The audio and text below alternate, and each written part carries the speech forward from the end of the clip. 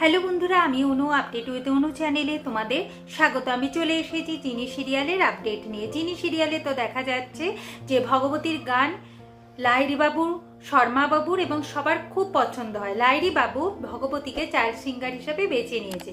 দ্রোণও ভগবতীকে খুব ভালোবাসছে, কিন্তু ভগবতী এই সমস্ত কিছু চায় না। সে চায় না গান করে অনেক টাকা পাক, প্রচুর নাম করুক, এইসবের তার কোনো ইচ্ছা নেই।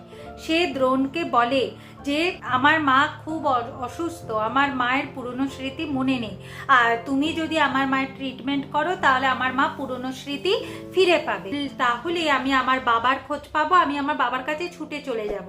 জানো তো কালকে তো বস্তি ভেঙে দেবে, আমি বলো তো আমার মা, বড় ঠাম্মি, মামা, মামি, আলতা দিদিদের নিয়ে কোথায় যাব? মা যদি ভর্তি হয়ে যায় তাহলেও না একটু নিশ্চিন্ত হব, তারপর আস্তে ধীরে আমরা ঘর জোগাড় করব। কিন্তু মাকে যে সুস্থ করে তুলতেই হবে বড় ডাক্তারবাবু, তুমি করবে না আমার মাকে সুস্থ?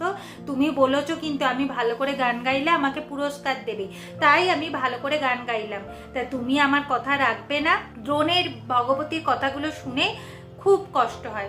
এরপর সে বলে যে হ্যাঁ, সে তার মায়ের ট্রিটমেন্ট করবে।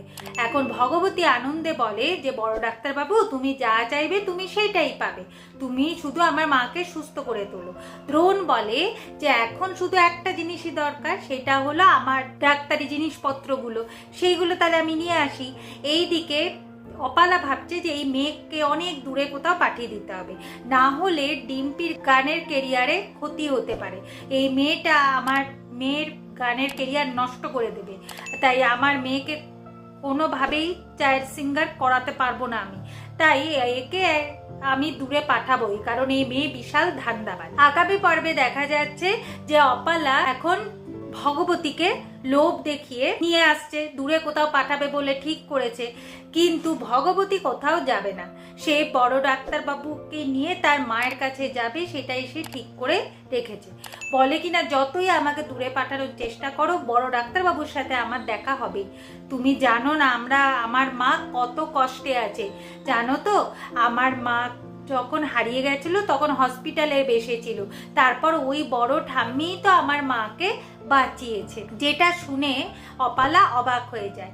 এইদিকে চির বুঝে গেছে যে দ্রোণের ওই মেয়েটার ওপর একটু মায়া পড়ে গেছে, দ্রোণ ওই মেয়েটাকে ছেড়ে থাকতে পারছে না। এইভাবেই আজকের পর্বটা শেষ হয়ে যাচ্ছে। আশা করি আজকের পর্বটা তোমাদের ভালো লাগবে। ভিডিওটা দেখবার জন্য আর আপডেট উইথ অনু চ্যানেলের পাশে থাকবার জন্য অসংখ্য ধন্যবাদ।